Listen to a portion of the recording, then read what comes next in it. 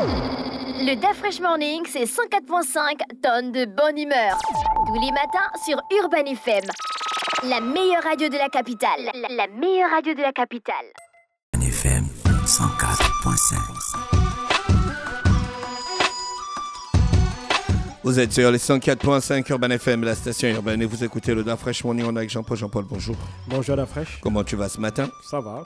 D'accord. Alors, l'actualité internationale nous emmène où? On va parler du Mali où la semaine dernière, le Haut Commissariat aux droits de l'homme avait rendu public un rapport relatif à l'enquête qu'elle aurait menée concernant le massacre de Moura. Alors, il faut savoir que Moura, c'est une ville située au nord-est du Mali. C'est une zone c'est une ville qui est dans une zone contrôlée par les terroristes djihadistes, notamment ceux du groupe islamiste pour le Levant. Et donc, c'est un groupe qui était administré par ce qu'on appelle la Catena Massina. Et donc, semblerait-il, entre le 27 et le 31 mars de l'année dernière, en 2022, l'armée malienne avait mené une opération dans la région, et opération qui serait soldée par la mort du djihadiste selon les autorités maliennes. Alors, à l'issue de cette opération spéciale, notamment l'organisation internationale Human Rights Watch avait déjà fait un premier rapport quelques semaines après ces événements-là, soupçonnant l'armée malienne et ses supplétifs russes d'avoir commis des actes qui violent le droit international humanitaire et les droits de l'homme. Ils accusent notamment les militaires maliens d'avoir commis des crimes, c'est-à-dire qu'ils ont exécuté de manière sommaire des personnes civiles, y compris des femmes et des enfants. Ils estiment qu'il y aurait environ 500 personnes qui auraient été tuées, dont une vingtaine de femmes et 7 enfants. Et donc, par la suite, le Haut Commissariat pour les droits de l'homme avait envoyé un représentant spécial à Bamako. Celui-ci avait même fait l'objet d'une expulsion il y a quelques mois par les autorités maliennes qui lui reprochaient un certain nombre de griefs. Mais n'empêche que, selon le Haut Commissariat aux droits de l'homme, durant 7 mois, ils ont envoyé une mission d'enquête qui a investigué sur les événements qui s'étaient déroulés à Moura entre le 27 et le 31 mars 2022. Et au bout de 7 mois d'enquête, cette mission a donc rendu son rapport, et c'est ce rapport qui a été rendu public par le Haut Commissariat aux droits de l'homme. Alors, il faut savoir que dans le contenu de ce rapport, le Haut Commissariat, donc l'organisation unisienne, accuse notamment les militaires maliens et leurs supplétifs russes d'avoir commis purement et simplement un massacre, d'être à l'origine du meurtre et non des moins de ces 500 personnes. Et en plus des assassinats, ils les accusent aussi d'avoir commis un certain nombre de crimes qui de violations de droits humains, notamment de la torture, qui a été perpétrée de manière systématique sur les populations, y compris sur les personnes qui avaient été arrêtées et qui avaient été conduites notamment à la grande base malienne dans la ville de Sévaré, ancienne base militaire française qui avait été récupérée par les autorités maliennes. Et donc, ils accusent ces militaires maliens et les Russes d'avoir commis toutes ces atrocités-là. Alors, même si dans le rapport rendu public par la mission, le Haut Commissariat des droits de l'homme, on ne cite pas nommément les soldats russes, on dit que l'armée malienne, accompagnée de soldats étrangers, sont donc à l'origine de ces crimes-là. Et donc, par la suite, il faut savoir que donc ils accusent l'armée malienne et la Russie de ces meurtres-là et aussi de multiples violations. Et donc, ils recommandent tout simplement ils recommandent aux autorités maliennes de faire la lumière sur les auteurs de ces crimes-là et que ces derniers soient traduits en justice afin que les victimes puissent bénéficier de la justice.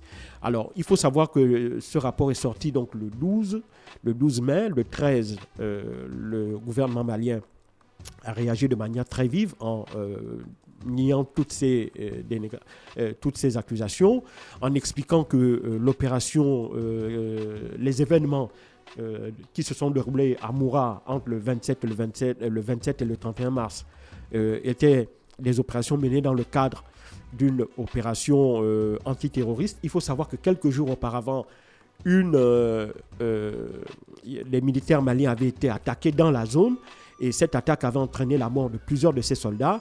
Et donc, il faut savoir que le rapport aussi sous-tendait quelque part que, en réalité, la réaction des militaires maliens était due au fait que c'était une espèce d'expédition punitive qu'ils avaient menée dans la zone. Et il faut aussi savoir que à l'intérieur du Mali, il y a des violences interethniques.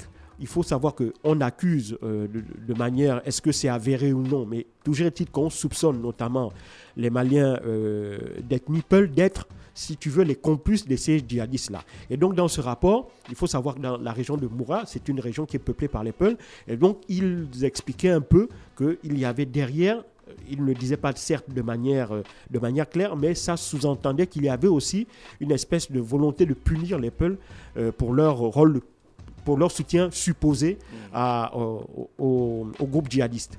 Et donc, le gouvernement malien a expliqué que c'était dans le cadre d'une opération antiterroriste qui avait été menée dans la zone. Ils ont plutôt aussi regretté la manière dont l'investigation s'est faite, parce qu'il faut savoir que la mission d'enquête a expliqué que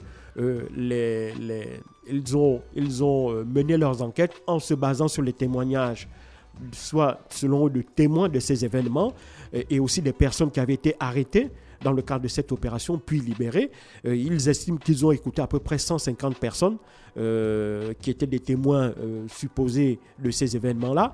Et en plus de cela, ils se basent aussi sur un certain nombre d'images satellites qu'ils ont pu obtenir. Et dans ces images satellites, selon eux, cela montrerait dans certaines zones de Moura des espèces de fosses communes qui sont la preuve qu'il y a bien eu un massacre à ce moment-là. Et donc, pour le gouvernement malien, il s'agit d'abord de nier les faits totalement et d'expliquer que ces faits-là ne sont évidemment basés sur aucun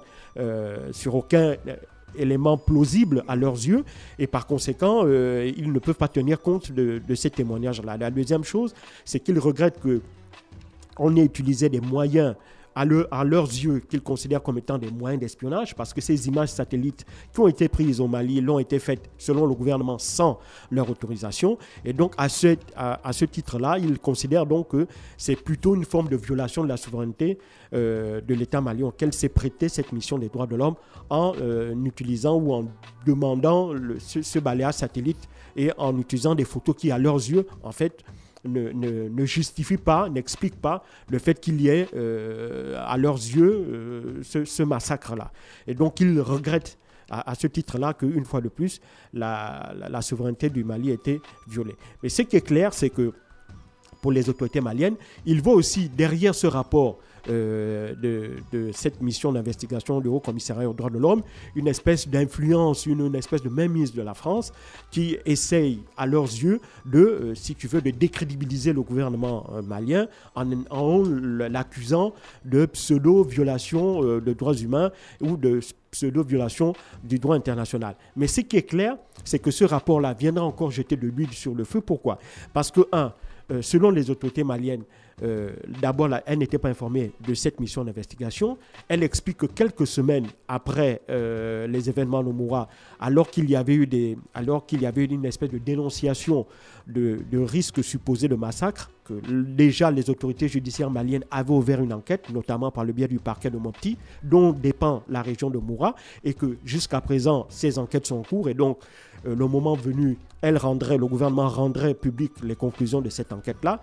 Et donc, la deuxième chose, c'est qu'elle estime que non seulement cette enquête a été faite à l'insu du gouvernement malien, mais qu'en plus, le rapport, la procédure aurait voulu que ce soit les autorités maliennes qui en premier aient connaissance du contenu de ce rapport-là. Pourquoi ? Pour pouvoir voir s'il y avait des éléments à l'intérieur qui pourraient corroborer peut-être les éléments dont eux ils disposaient dans leurs propres investigations. Et évidemment, cela aussi devait leur permettre de pouvoir éventuellement évoluer dans leurs propres investigations. Peut-être qu'il y aurait des éléments nouveaux qu'ils devaient avoir dans ce rapport-là. Donc, ils ont constaté que non seulement cette enquête a été faite à leur insu, mais deuxièmement, ils n'ont pas reçu en premier lieu le contenu de ce rapport comme l'aurait voulu la procédure. Et donc, par conséquent, ils estiment que tout ça est une pure manipulation qui vise justement à décrédibiliser à l'international le Mali. Et donc, ce rapport vient jeter de l'huile sur le feu, comme je le disais, parce que ça va évidemment tendre encore les relations aussi bien entre la mission onusienne, dont la MINUSMA, qui est la mission de sécurité au Mali, la mission onusienne au Mali, dont le mandat devrait s'achever en juin prochain et dont les pourparlers avec les autorités maliennes sont en cours pour voir si éventuellement les 15 000 soldats de la MINUSMA qui sont sur le territoire malien doivent rester ou pas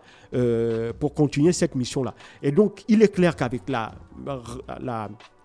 avec la publication officielle de ce rapport, ça va encore tendre les relations entre le gouvernement malien et les autorités onusiennes, qu'elles soient locales ou qu'elles soient au niveau de New York. Donc tout ça va faire que, évidemment, il va être difficile d'améliorer les relations avec la MINUSMA qui sont déjà tendues sur le terrain. Il faut savoir qu'il y a plusieurs opérations au sol dans lesquelles les responsables de la MINUSMA ne sont plus conviés par l'état-major malien.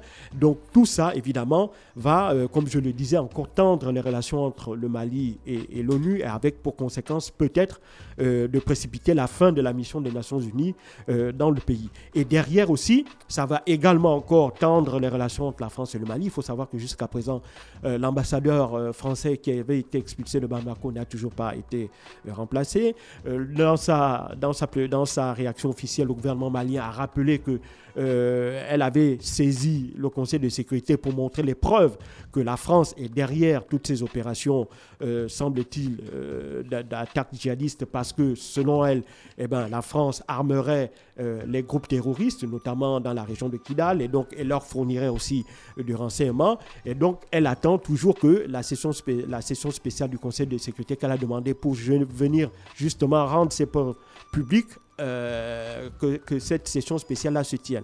Et donc, pour les autorités maliennes, il ne fait l'ombre d'aucun doute que derrière ce rapport des Nations Unies, il y a non seulement une volonté délibérée de nuire à l'image de la transition malienne, mais en plus que ce rapport est une énième attaque déguisée par la France qui, aux yeux du gouvernement malien, essaye tant bien que mal à vouloir s'ingérer dans les affaires internes du Mali.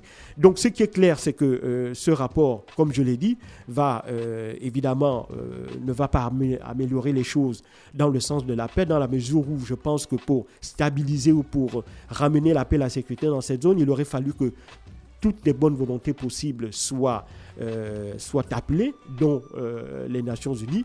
Mais ce qui est clair, c'est que avec déjà le départ de la France, il faut savoir que les militaires français ont quitté le Mali déjà depuis le mois de juin dernier et ils se sont repliés du côté du Niger. Il est clair que dans les semaines qui viendront aussi, ce sera, je pense, peu probable que la mission de la mission des Nations Unies pour le Mali dont le mandat expire en juin prochain, puisse être renouvelée dans cette ambiance extrêmement tendue. Merci Jean-Paul qui revenait sur l'actualité internationale ce matin sur les 104.5 Urban FM, la station urbaine en été du côté du Mali. Restez connectés dans le Da Fresh Morning, c'est la première partie de notre émission, le réveil matinal, le plus de la capitale sur la radio, la plus de la capitale.